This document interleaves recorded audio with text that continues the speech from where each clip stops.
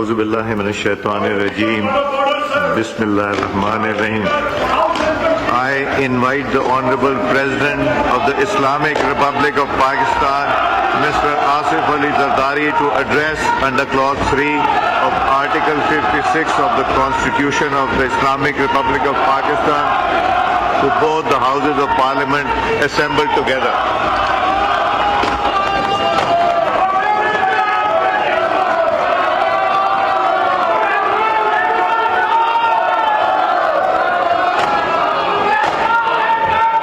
Bismillah ar-Rahman ar-Rahim. Chairman Senate Sayyid Yusuf Raza Gilani, Speaker National Assembly Sardar Ayaz Sadiq, Prime Minister of Pakistan Muhammad Shehbaz Sharif, members of the Parliament, distinguished guests, ladies and gentlemen, Assalamu alaikum.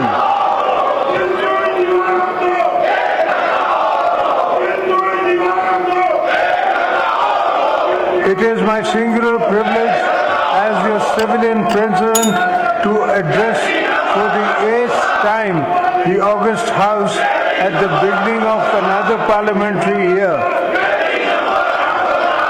This moment marks not only the continuation of our democratic journey, but also provides us with an opportunity to review our progress and reaffirm our commitment to building a better future for Pakistan.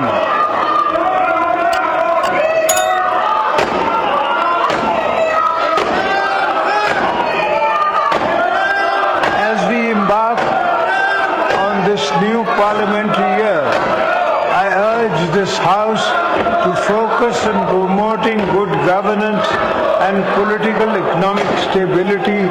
Our people have pinned our hopes on Parliament, and we must rise to the expectations. It is my first duty to remind you, we need to work harder to strengthen our democratic system, restore public confidence in the new rule of law, and put Pakistan on the road to prosperity.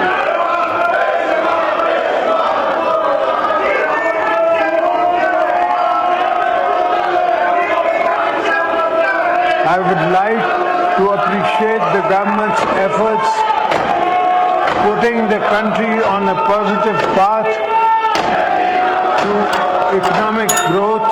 Our foreign exchange reserves have witnessed a surge. There was a substantial increase in foreign direct investment, and the stock market also surged to a historic high. The government has also reduced the policy rate from 22 to 12%, and all other economic indicators have shown a healthy and sign improvement.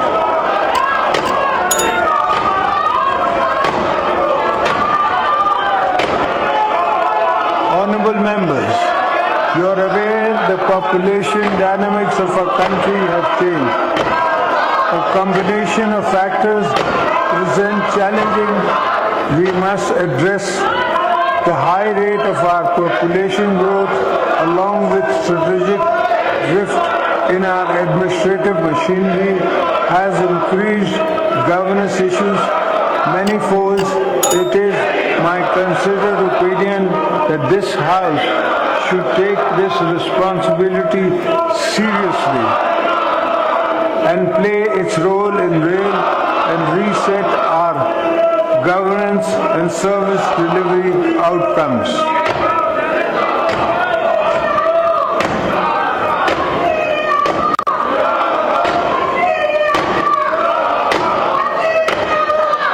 As far as the government is concerned, ministries need to redefine their vision and objectives and understand that pressing issues faced by the people of Pakistan have to be resolved within a certain time frame.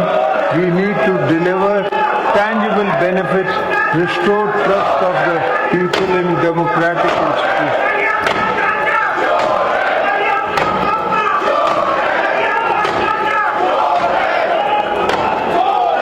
Democracy needs and give and take. And what better place to work of collective goals than this Parliament? As elected representatives, your function is role models for the nation. As you go about your parliamentary business, think beyond narrow goals. Think of the unity and consensus our country so desperately needs.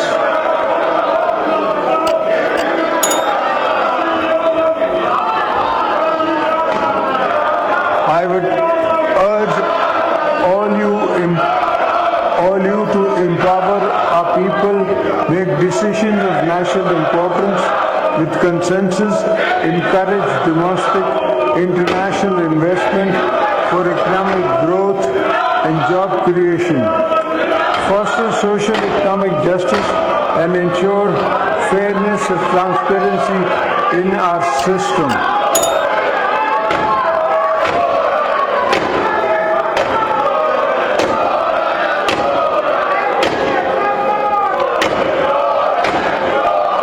Chairman Senate, Mr. Speaker, for our country to prosper, it must build equitable. This is going to be a century of many new global changes, and to weather such transitions, we need to ensure that our people, with their different regions and resources, are on board of national development. It is my firm belief that a strong Pakistan is one where fruits of progress and development are equally shared by all its provinces and citizens.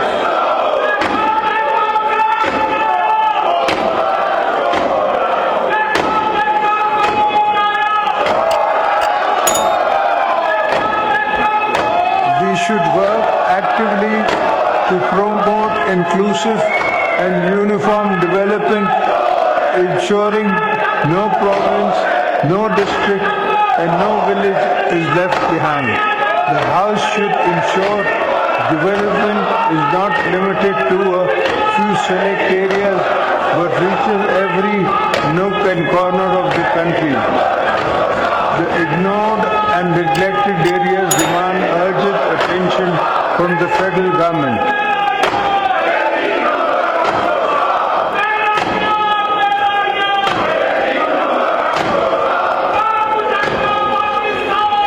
We also need investments in infrastructure, education, healthcare, and economic opportunities to address the sense of deprivation. Parliament is the one forum where any sense of deprivation cannot just be aired constructively, but also addressed with political empathy. By the executive branch, that is the test of real statecraft.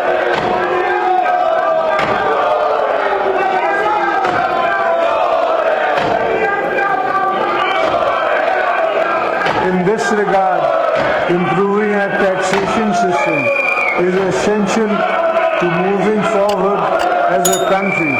We must reform and expand our tax net, not overburdening those who already contribute, but by ensuring that every eligible taxpayer participates in nation building.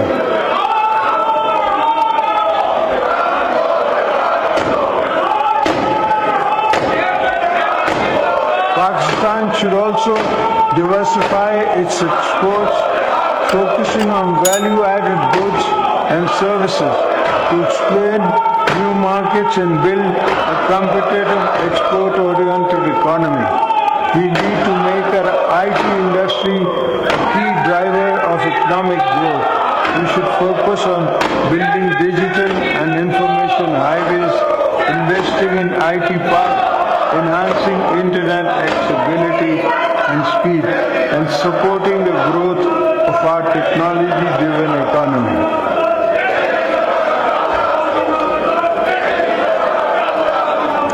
Equally important is the sustained support of small and medium enterprises, we must ensure access to credit, address procedural bureaucratic hurdles, and create policies that promote youth-led businesses. Our young people should be encouraged to enter businesses good through SMEs-focused programs, skill development initiatives, and accessible loan schemes.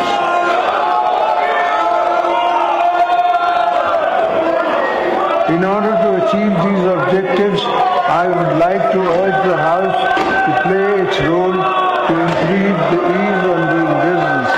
Investors, small businesses, and international companies must find Pakistan an attractive potential of investment.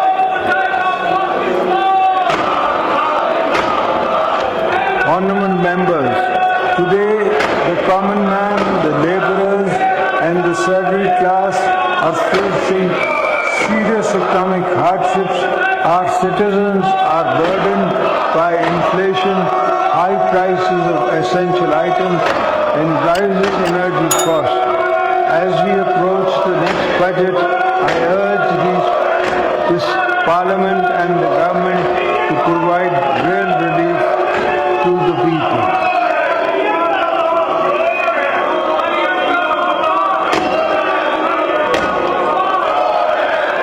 The government should take measures to forthcome budgets to increase salaries, pension, reduce income taxes on salaried class, lower energy costs, which would help reduce financial burden on them. At the same time, we should avoid downsizing jobs cuts. Instead of our focus should be on creating jobs and utilizing trained manpower productively.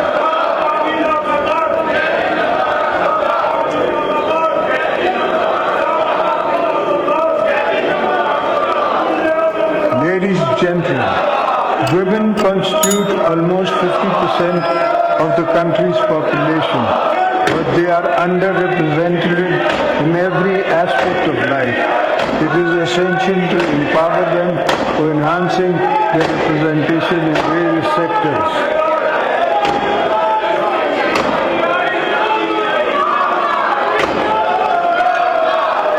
The most important intervention you can make as government and parliament is to make women at the bottom of the social pyramid financially independent. In accordance with the vision of Shahid Mohtama Benazir Bhutto, the Benazir Income Support Program BISP remains a crucial lifeline of millions of families. Its reach must be expanded and cash transfers should be further enhanced.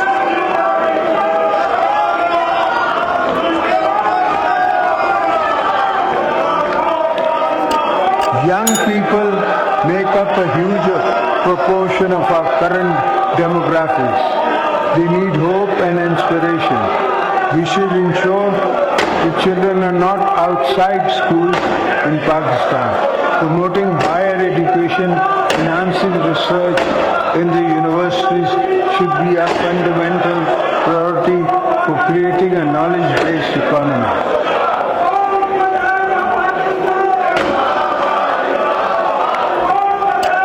I urge the federal and provincial governments to increase the allocation for education sector in the upcoming budget on micro level and to also provide more opportunities through scholarships and financial assistance programs.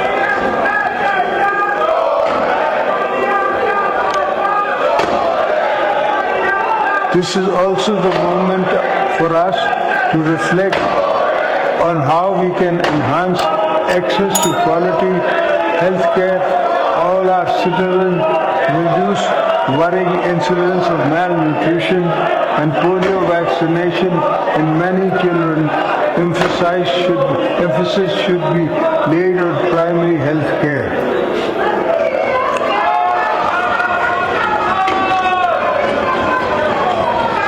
respectable parliamentarians, I believe that domestic and regional conservative is a fundamental to prosperous Pakistan. We need a strong, efficient transport infrastructure, road networks and modernized railways. Gilgit-Baltistan and Balochistan require special attention in terms of connectivity and development, as these regions are Pakistan's strategic frontier. They are vital to our national economy. This will not only lower poverty, but also stimulate the economy with the new job skills and markets.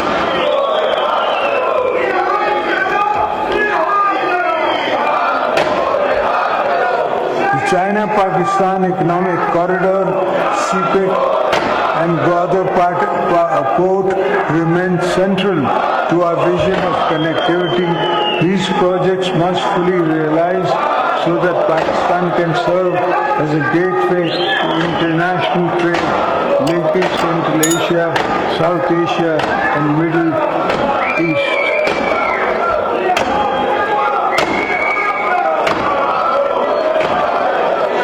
At this point, I would like to take this opportunity to urge the federal and provincial governments to strengthen agriculture sector, ensure sustainable water management, bring coordination and agencies to the urgent task of managing the growing threats of climate change.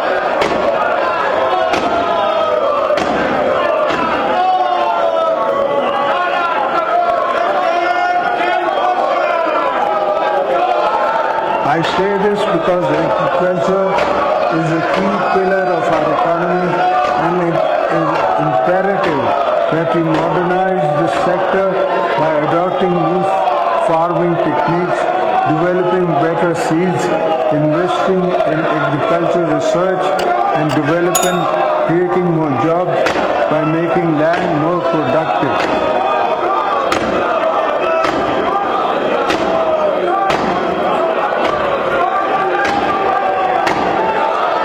In order to improve our productivity, increase livestock yield and expand food exports, our farmers must be equipped with modern tools.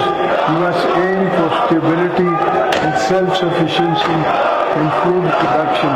We need to focus on greater water availability and its efficient use. We must work towards innovative solutions such as bringing water from Tajikistan to Balochistan, upgrading irrigation systems, and utilizing new technologies to conserve and distribute water.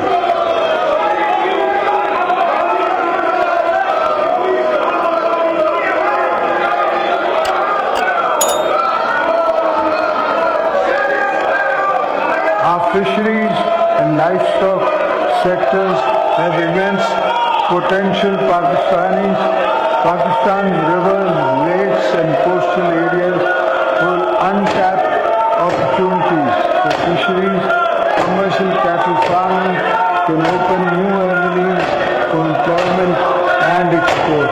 I urge the government to play its role in providing incentives, training and support to our youth to make this industry a vital part of our economic future.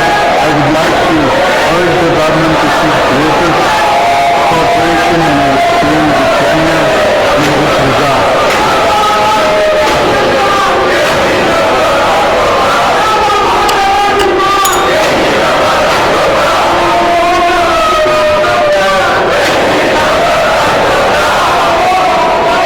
You are aware that Pakistan is one of the countries most impacted by climate change.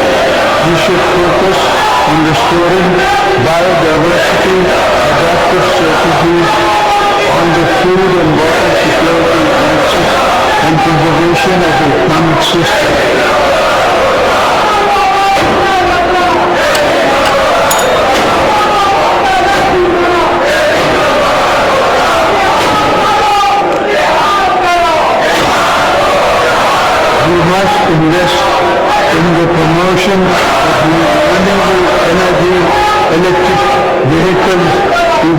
also focus on recharging our wetlands and rivers so that they emerge pollution free, and because once again the lifeline for livelihood and rich marine ecosystem. The mangroves of Sindh stand as a shining example of what can be achieved through conservative efforts.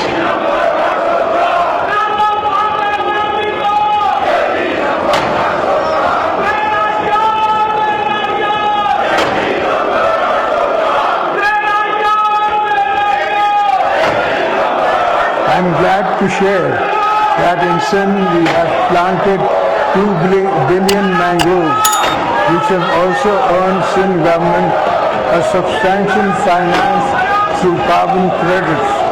We should replicate this model protectively and benefit it from the international carbon credit market.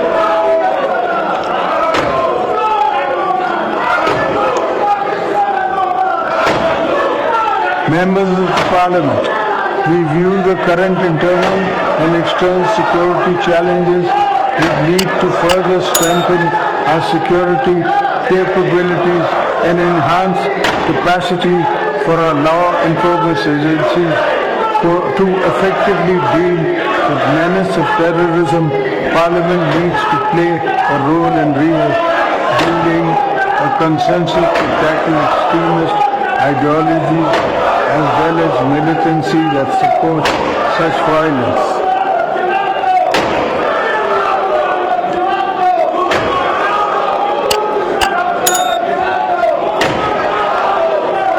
We are all aware of the external support and funding the terrorists are getting today, causing human and financial losses to the nation.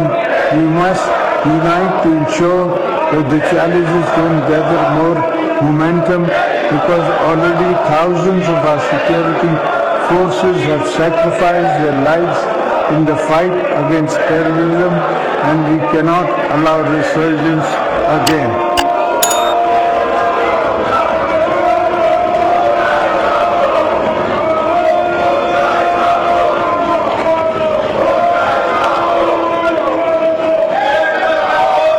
I want to assure you that we are committed to eradication of the menace with the support of the nation and the brave armed forces.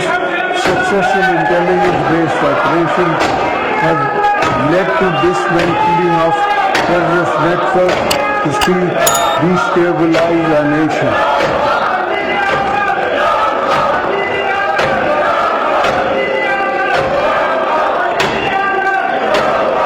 The entire nation is proud of its security forces and pays rich tribute to their bravery and dedication and countless sacrifices they have made in the service to the country.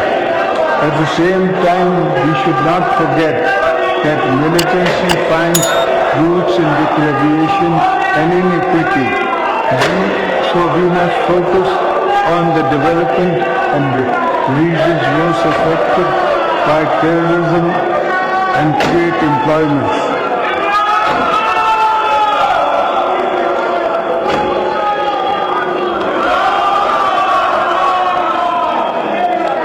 Outside our borders, the world is in a different stages of transition. Pakistan remains committed to regional peace, stability, economic integration. Our foreign policies will always be guided by national interest, international cooperation, and principles of sovereignty, mutual respect. We should enhance our cooperation with friendly regional countries in the area of trade, economy, climate, and cultural exchange. We will continue to play our role as a responsible, peace-loving nation.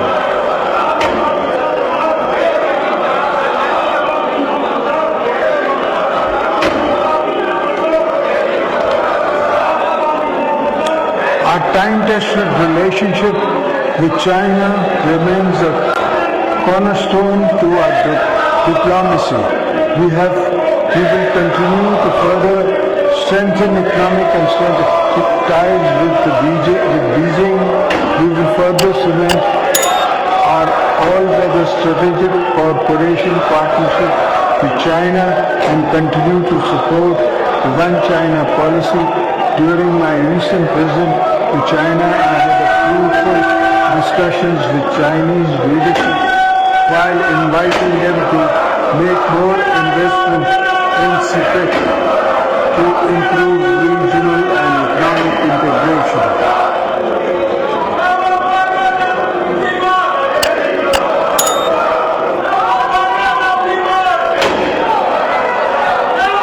Through our recent engagements with the Chinese leadership, both nations have reaffirmed commitments to further strengthen economic cooperation. The benefit of CPEC will reach every corner of Pakistan with different projects.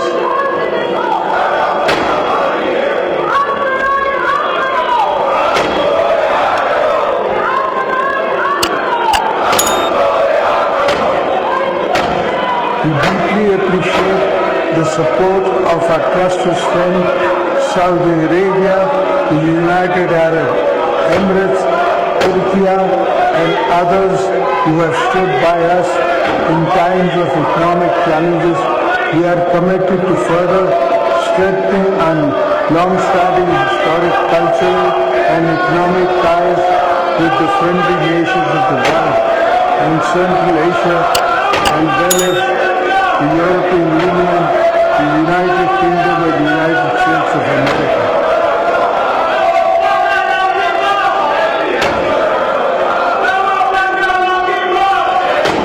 The recent successful counter-terrorism cooperation between the US and Pakistan is encouraging, and the two countries should build on this success to renew and enhance cooperation for joint goals.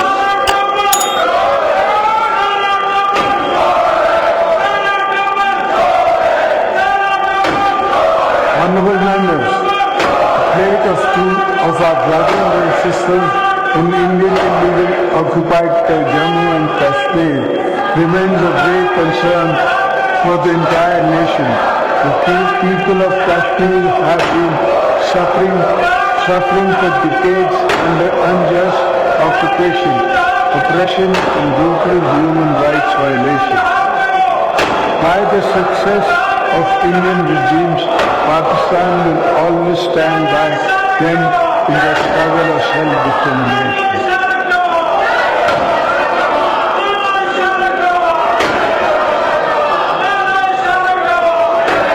We reaffirm our unwavering moral, political, diplomatic support for the Kashmir people and call upon the international community to take decisive action against atrocities being committed by Indian occupied forces. The voice of oppression will not be silenced. Pakistan will continue to raise this issue at every international forum.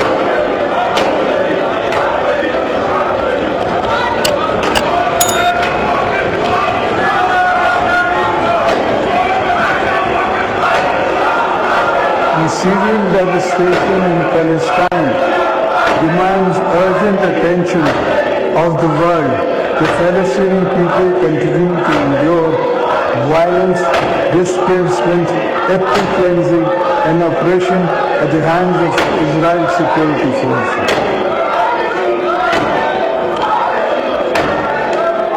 Pakistan is actively committed to Palestine cause and is consistent in the calling of a just and lasting solution based on international law and aspirations of the Palestinian people. Our position is clear and wavering that establishment of an independent and sovereign Palestinian state with Al-Qudus al-Sharif as its capital is essential for lasting peace in the region. Honorable members, before I conclude, I draw the attention of the House of a matter of concern for this federation. The President of Pakistan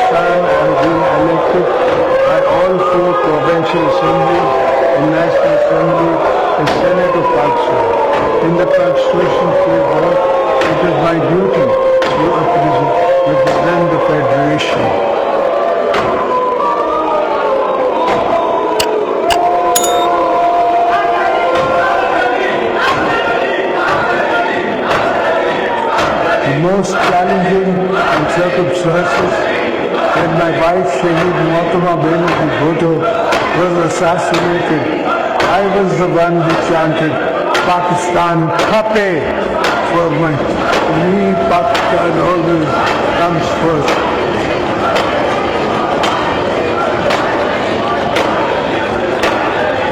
It is therefore my constitutional duty as your president, my personal obligation as a patriotic Pakistani to caution the House and the government that some of your unilateral policies are causing grave strain on the Federation. In particular, the government's unilateral decision to carve out some canals from the Indus River, still despite strong opposition from federating units.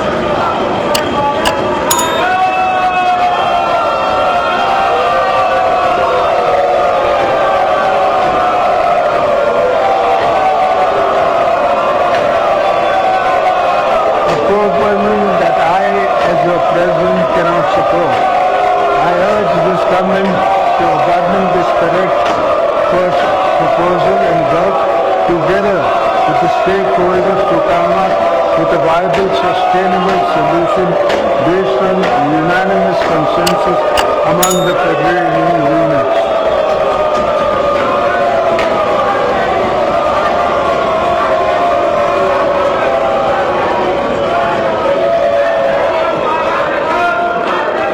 In the end, I would like to again invite the attention of the House to fulfill the responsibilities entrusted to this Parliament and play its role in the nation building, strengthening institutions and improving governance.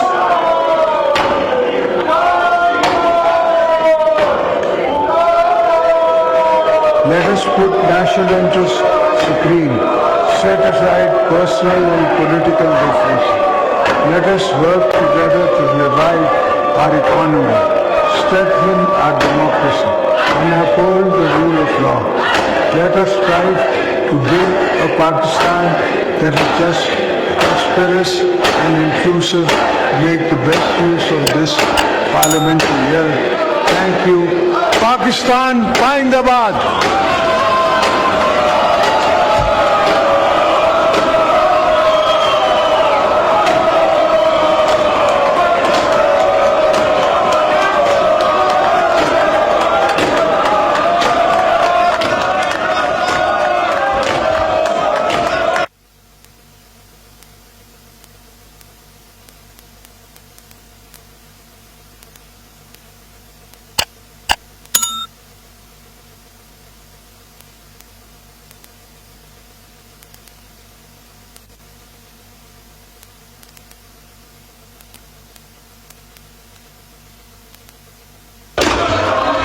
Thank you, Mr. President. In exercise of the powers conferred by Clause 1 of Article 54 of the Constitution of the Islamic Republic of Pakistan, I hereby prorogue the session of both houses summoned to assemble together on Monday the 10th March 2025 on conclusion of its business. Thank you, sir.